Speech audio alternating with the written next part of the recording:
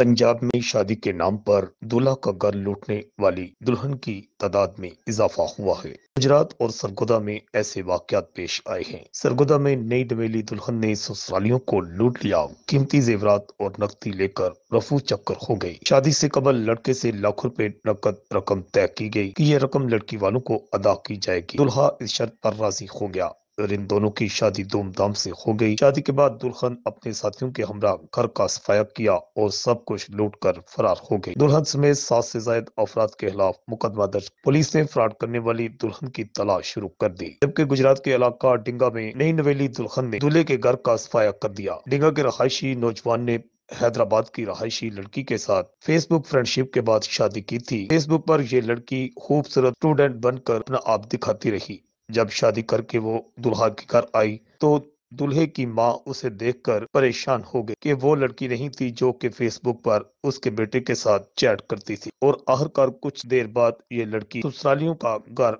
लूटकर यहाँ से फरार हो गई। रिपोर्ट अल हिजाज न्यूज, गुजरात।